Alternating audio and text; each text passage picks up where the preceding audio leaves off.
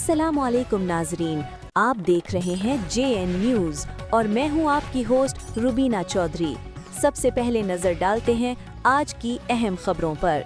पाकिस्तान तहरीक इंसाफ के रुकन पंजाब असम्बली सरफराज अहमद डोगर ने कहा है कि मुल्क में स्टेटस को खात्मे का वक्त करीब है। कौम ने मुल्क को मुआशी बहरान से निकालने के लिए PTI के एजेंडे को तस्लीम किया और पार्टी की जारी जमहूरी जदोजहद में तमाम शोबों से वाबस्ता बाशऊर पाकिस्तानी तहरीक इंसाफ के साथ खड़े हैं। पार्टी भी अवाम को हरगिज़ मायूस नहीं करेगी और अवाम के अंदर और बाहर अवाम के हकूक़ की फराहमी की खातिर भरपूर जदोजहद जारी रखेगी।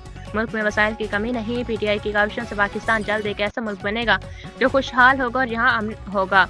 अवाम को तमाम बुनियादी हकूक़ इनकी दहलीज पर मुयसर होंगे। पाकिस्तानी कौम आगाह है कि सिर्फ PTI मुल्क को कौम को दरपेश बहरानों से निजात दिलाएगी जो नए पाकिस्तान के तकमील यकीनी बनाने की सलाहियत रखती है।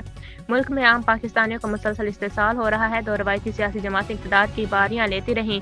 इनके हर दौर इक़्तिदार में पाकिस्तान मसाइल और मुश्किलात का शिकार हुआ।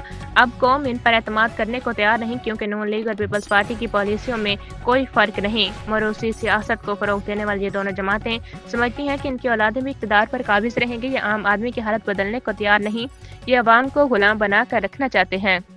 इनका कौमी सियासत में किरदार हमेशा के लिए खत्म होने वाला है। बानी PTI के खिलाफ दर्ज किए गए तमाम झूठे केसेस का फौरी खात्मा किया जाए ताकि वो मुल्क की तरक्की और अवामी खुशहाली के लिए अपना किरदार अदा कर सके।